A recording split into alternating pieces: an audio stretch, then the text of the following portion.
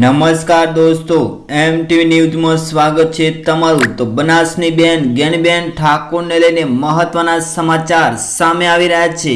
જે બનાસની બેન જ્ઞાનીબેન ઠાકોરનું ગુજરાતના ખૂણે ખૂણે નામ જાણીતું બન્યું છે, કારણ કે લોકસભા 2024ની ચૂંટણી હતી ત્યારે CR પાટીલનો દાવો હતો કે 26 માંથી 26 લોકસભાની સીટ જીતવાની છે। એમાં જ્ઞાનીબેન ઠાકોરે ગામડું પાડી દીધું અને બનાસ લોકસભાની સીટ જ્ઞાનીબેન ઠાકોરે જીત મેળવી હતી અને ત્યારબાદ જ્ઞાનીબેન ઠાકોરનું કદ વધવા લાગ્યું। જ્ઞાનીબેન ઠાકોરની બનાસની બેનનું બિરુદ મળ્યું અને તે પછી બનાસના સિંહણનું પણ બિરુદ મળ્યું હતું। એટલે હવે કોંગ્રેસને જ્ઞાનીબેન ઠાકોર ઉપર પૂરો વિશ્વાસ થઈ ગયો છે, કારણ કે ગુજરાતમાં કોંગ્રેસ કેટલું નબળું હતું છતાં જ્ઞાનીબેન ઠાકોરે જીત મેળવી હતી કે જ્ઞાનીબેન ઠાકોર એકલા હાથે ચૂંટણી લડી બતાવી શકે છે। હવે તેમને દિલ્હીના હાઈકમાન્ડે નવી જવાબદારી સોંપી છે અને જ્ઞાનીબેન ઠાકોરની સાથે પણ જિગ્નેશ મેવાણીને પણ જવાબદારી સોંપવામાં આવી છે।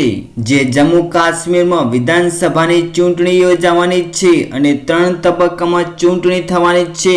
એટલે હવે જ્ઞાનીબેન ઠાકોર અને જિગ્નેશ મેવાણીને મહત્વની જવાબદારી સોંપવામાં આવી છે અને હવે ભાજપ પણ આ બેઠકો જીતવા માટે એડી ચોટીનું જોર લગાવી રહી છે અને ત્યાં હવે ફરી એકવાર જ્ઞાનીબેન ઠાકોર ભાજપને હરાવવા મેદાને જવાના છે, કારણ કે આ વ્યક્તિ ખાસ એટલા માટે કહેવાય કે બનાસકાંઠા લોકસભા સીટ ઉપર ભાજપને હંફાવી દીધું હતું અને જ્ઞાનીબેન ઠાકોરે જીત મેળવી લીધી હતી।